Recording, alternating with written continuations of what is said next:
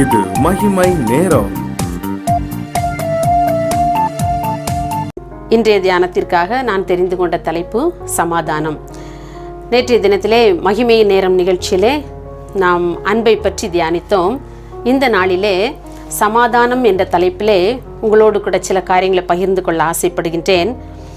இன்றைய உலகமானது இந்த சமாதானத்தை இழந்து தவித்து கொண்டு தத்தளித்து கொண்டு இருக்கின்றது என்று சொல்லலாம். எந்த மனிதர்களை பார்த்தாலும் இந்த உலகத்தில் நான் சமாதானமோடு இருக்கிறேன், சமாதானத்தோடு வாழ்கிறேன், எனக்கு எந்த குறைவும் இல்லை என்று சொல்லத்தக்க மனிதர்கள் இந்த உலகத்திலே ஒருவருமே இல்லை. இந்த உலகமே இந்த சமாதான குறைச்சலினாலே ரொம்ப மிகவுமாக பாதிக்கப்பட்டு தத்தளித்து கொண்டே இருக்கின்றது. இந்த சமாதான குறைச்சலுக்கு என்ன காரணம்? என்னுடைய வாழ்க்கையில் எனக்கு சமாதானம் இல்லையே என்று சொல்லி நம்முடைய சமாதான குறைச்சலுக்கு என்ன காரணம் என்று சொல்லி நாம் பார்த்தோம் என்றால் பல காரணங்கள் இருக்கின்றன. தேவ பயமின்மையும் கூட ஒரு காரணமாக அமையலாம். தேவனுக்கு பயப்படும் பயம் நம்முடைய உள்ளத்திலே இல்லை என்று சொன்னால் நமக்கு இந்த சமாதான குறைவு ஏற்படுகின்றது. தேவ அன்பு நம்முடைய உள்ளத்திலே இல்லை என்று சொன்னால் இந்த சமாதான குறைவு நமக்கு ஏற்படுகின்றது. நாம் வேதத்தில் வாசிக்கிறோம். யோவான் 14ஆம் அதிகாரம் 27ஆம் வசனத்திலே ஆண்டவர் சொல்கிறார், சமாதானத்தை உங்களுக்கு வைத்து போகிறேன் என்று சொல்லியிருக்கின்றார். அவர் பொய்யுரையாத தேவன் அல்லவா? நம்முடைய ஆண்டவர் என்றைக்குமே அவர் பொய் சொல்லுகிறதற்கு அவர் மனுபுத்திரன் அல்ல. மனுஷர்கள் அநேக பொய்களை கூறுவார்கள், அநேக வாக்குறுதிகளை கூறுவார்கள். ஆனால் அதில் அவை எல்லாவற்றிலும் அவர்கள் மாறி போவார்கள். ஆனால் ஆண்டவர் சொல்கிறார், நான் என்னுடைய சமாதானத்தையே உங்களுக்கு வைத்து போகிறேன் என்று சொன்னவர் ஒரு பொய்யுரையாத தேவன். அப்படி என்றால் ஏன் நம்முடைய வாழ்க்கையிலே அந்த சமாதான குறைவு ஏற்படுகிறது என்று சொன்னால், நாம் ஆண்டவரிடத்தில் இன்னும் நெருங்கி சேரவில்லை. அவருடைய அன்பினை நாம் இன்னும் ருசிக்கவில்லை. அவருடைய சந்தோஷத்தை, அவர் வைத்து போன சந்தோஷத்தை நாம் இன்றும் பெற்றுக்கொள்ளவில்லை என்றுதானே அர்த்தம். ஒருவேளை நமக்காக நம்முடைய பெற்றோர் நம்முடைய சொத்துக்களை எல்லாம் சேகரித்து வைத்திருந்தாலும் அதை அனுபவிக்கும் பாக்கியம் நமக்கு இல்லை என்று சொன்னால் அந்த சொத்தினால் என்ன பிரயோஜனம்? அதே போலவே ஆண்டவர் நமக்காக சந்தோஷத்தை, சமாதானத்தை எல்லாம் அவர் சேகரித்து நமக்காக வைத்திருக்கிறார். அதை அனுபவிப்பதற்கு நமக்கு ஆண்டவர் சில தகுதிகளை எதிர்பார்த்து கொண்டு இருக்கின்றார். அந்த தகுதி நம்மிடத்தில் இருக்கின்றதா?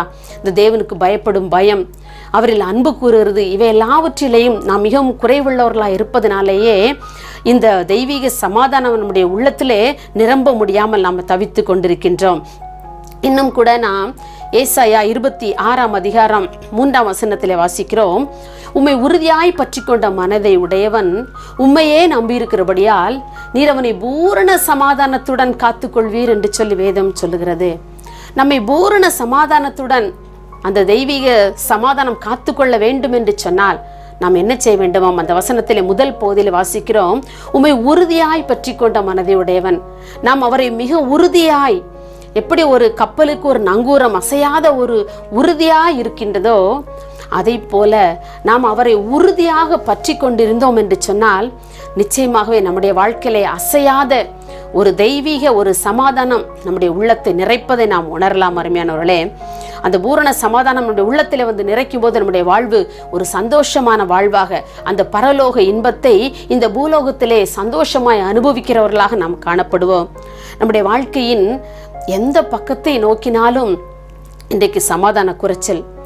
ஒருவேளை நமக்கு பல விதங்களில் நம்முடைய குடும்ப சூழ்நிலையிலே நமக்கு அருமையானவர்களை நாம் இழந்து தவித்திருக்கின்றோமா? அதனால் ஏற்படுகின்ற சமாதான குறைவா?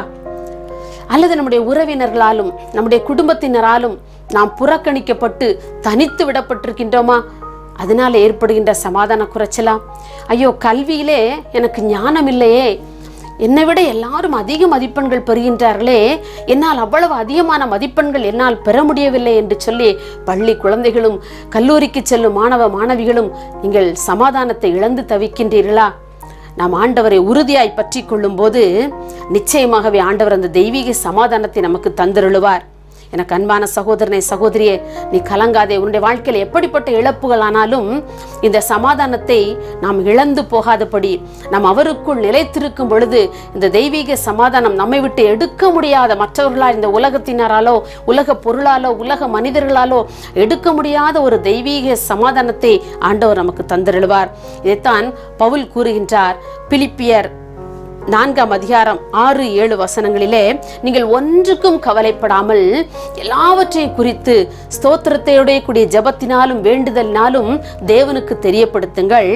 அப்பொழுது தேவ சமாதானம் உங்கள் இருதயங்களையும் உங்கள் சிந்தைகளையும் கிறிஸ்து இயேசுவுக்குள்ளாக காத்துக்கொள்ளும் என்று சொல்லி பவுல் அழகாக கூறுகின்றார். அப்ப தேவ சமாதானம் எப்போது நம்மளை மூடிக்கொள்ளும், எப்போது நம்ம நிறைத்து கொள்ளும் என்று சொன்னால், நாம் அவருக்குள் நம்முடைய கவலைகள், நம்முடைய பாரங்கள் எல்லாவற்றையும் அன்னாள் எப்படி அவருடைய சமூகத்திலே தன்னுடைய கவலைகள் பாரங்கள் எல்லாவற்றையும் ஊற்றி விட்டாலோ, அதை போல அவருடைய சமூகத்திலே நாம் ஸ்தோத்திரத்தோடு கூடிய ஜபத்தினாலும் வேண்டுதலினாலும் நாம் தேவனுக்கு தெரியப்படுத்தும் போது ஒரு தெய்வீக சமாதானம் அலைபோல் வந்து நம்மை மூடிக்கொள்வதை நாம் அனுபவிக்கலாம். இவ்வுலக பொருளினாலும் இவ்வுலக மனிதர்களினாலும் நமக்கு ஒரு சில மணி நேரங்கள் அல்லது ஒரு சில நாட்கள் மாத்திரமே நமக்கு சந்தோஷத்தை கொடுக்க முடியும். அருமையானவர்களே, இன்றைக்கு உலகம் அநேக சந்தோஷங்களை, வாலிபர்களை அநேக சந்தோஷங்கள் இழுத்து கொள்கிறது. அந்த சந்தோஷங்கள் எல்லாம் அவர்கள் பின்னோக்கி பார்ப்பார்கள் என்று சொன்னால் அவருடைய வாழ்க்கையில் அது தீமையான காரியங்களை அவர்களுக்குள் கொண்டு வந்துகிறது. ஆனால் அதை அறியாமல் அந்த சந்தோஷத்தை அவர்கள் அனுபவித்துக் கொண்டிருக்கின்றார்கள். ஆனால் அவருடைய இருதயத்தை அவர்கள் ஆராய்ந்து பார்க்கும் பொழுது ஒரு தெய்வீக சமாதானமற்று ஒரு கலக்கம் உள்ளவர்களாய், ஒரு மன அமைதியற்றவர்களாய் இந்த உலகத்தில் அவர்கள் ஜீவித்துக் கொண்டிருக்கின்றார்கள். எனக்கு அன்பான தேவ ஜனமே, இன்றைக்கு நீங்களும் நானும் அப்படிப்பட்ட சந்தோஷத்தை நாம் அனுபவிக்கிறதை பார்க்கிலும் நம் தேவனுடைய சமாதானத்தை பெற்று நாம் அமைதியில் உள்ளவர்களாய், இவ்வுலகத்திலே அந்த பரலோக இன்பத்தை அனுபவிக்கிற பிள்ளைகளாய் நாம் மனதிலே என்றைக்கும் சந்தோஷம் உள்ளவர்களாய் வாழ வேண்டும் என்று சொல்லி தேவன் விரும்புகின்றார். இந்த நிரந்தரமான சமாதானத்தை அவர் வைத்து போயிருக்க நாம் அந்த நிரந்தரமான சந்தோஷத்தை பெற்று அனுபவிக்கும்படியாக தேவன் உதவி செய்ய வேண்டும் என்று சொல்லி நாம் ஆண்டவரிடத்தில் கேட்க வேண்டும். இந்த தெய்வீக சமாதானம் நம்முடைய வாழ்க்கையிலே ஆழமாக பதிந்திருக்கும் என்று சொன்னால் நாம் ஒரு நாளும் நம்முடைய வாழ்க்கையில் நம்முடைய சந்தோஷத்தை, நம்முடைய சமாதானத்தை நாம் இழந்து பரிதபிக்கப்படத்தக்க நிலைமையிலே நாம் மாற மாட்டோம். ஒருபோதும் நாம் அந்த சமாதானத்தை இழந்து வாழ மாட்டோம். எப்பொழுது அந்த தெய்வீக சமாதானம் நம்முடைய உள்ளத்திலே இருக்கும் பொழுது நாம் ஒரு நாளும் இந்த உலக மனிதர்களைப் போல நாம் பரிதபித்து கொண்டிருக்கின்ற நிலை ஒரு நாளும் வராது. நாம் ஆண்டவரை அதிகமாக நம்முடைய உள்ளத்திலே அவருடைய தெய்வீக சமாதானத்தை நாம் பெற்று வாழ வேண்டும் என்று சொல்லி ஆண்டவர் விரும்புகின்றார். இந்த தெய்வீக சமாதானம் நம்முடைய உள்ளத்தை நிரப்ப இப்போது நாம் ஜெபிப்போமா? எங்களை அளவில்லாமல் நேசிக்கிற எங்கள் அன்பு நிறைந்த இயேசுவே, இந்த அருமையான நல்ல காலை வேளைக்காக உமக்கு நாங்கள் நன்றி செலுத்துகிறோம். எங்களுடைய வாழ்க்கையின் ஒவ்வொரு நாளையும் நீர் அதிகப்படுத்தி கொண்டே தந்து கொண்டே இருக்கின்றப்பா, உமக்கு நாங்கள் நன்றி செலுத்துகிறோம். இதெல்லாம் நாங்கள் பெற்றுக்கொள்வதற்கு, இந்த ஆசீர்வாதங்களை எல்லாம் பெற்றுக்கொள்வதற்கு நாங்கள் தகுதி உள்ளவர்கள் அல்ல ஆண்டவரே. ஆனாலும் கூட நீர் கிருபையா எங்களுக்கு ஒவ்வொரு நாளையும் தந்து ஒரு காலை வேளையும் எங்களுக்கு ஆசீர்வதித்து தருகிறவரே உம்மை நாங்கள் நன்றியோடு ஸ்தோத்திரிக்கின்றோம் அப்பா. இந்த நாளிலும் கூட நாங்கள் ஆண்டவரே தெய்வீக சமாதானத்தை பற்றி நாங்கள் அறிந்து கொண்டோம் ஐயா. அந்த தெய்வீக சமாதானம் எங்களுடைய உள்ளத்திலும் ஆண்டவரே பொங்கி பரவ எங்களுக்கு உதவி செய்வீராக. இந்த தெய்வீக சமாதானத்தை நாங்கள் பெற்று இந்த உலகத்திலே வாழ்வதற்கு எங்களுக்கு நீ கிருபை கொடுக்கும்படியாக நாங்கள் ஜெபிக்கிறோம். உம்மிடத்திலே நெருங்கி சேர்ந்து ஆண்டவரே நீர் வைத்து போன அந்த சமாதானத்தை எங்களுடைய உள்ளத்திலே ஏற்றுக்கொண்டு நாங்கள் வாழ கர்த்தர் எங்களுக்கு உதவி செய்வீராக. எங்கள் குடும்பங்களில் ஏற்படுகிற பிரச்சனைகளோ, எங்கள் வேலை ஸ்தலங்களில் ஏற்படுகிற பிரச்சனைகளினாலோ எங்களுடைய உள்ளம் சமாதானமற்று போய்விடாதபடி ஆண்டவரே உம்முடைய தெய்வீக சமாதானம் எங்களுடைய உள்ளத்தை நிரப்பி கர்த்தாவே நாங்கள் உமக்குள் சந்தோஷமாக வாழ கர்த்தர் நீர் கிருபை கொடுக்கும்படியாக ஜெபிக்கிறோம். இந்த உலகத்திலே நாங்கள் சமாதானம் உள்ளவர்களாய் வாழ்ந்து எங்களை பார்க்கிறவர்கள் எங்களில் உம்மை கண்டு உம்முடைய சமாதானம் எங்களில் நிலைத்திருக்கிறது, இவங்கள் எப்படி சந்தோஷமாக வாழ்கிறார்கள், சமாதானமாக வாழ்கிறார்கள் என்று சொல்லி ஆண்டவரே உம்முடைய நாமத்திற்கு மகிமையாய் எங்களை பார்க்கிறவர்களுக்கு ஆண்டவரே நாங்கள் சாட்சியாய் வாழும்படியான கிருபைகளை தந்து கர்த்தர் எங்களை ஆசீர்வதிப்பீராக.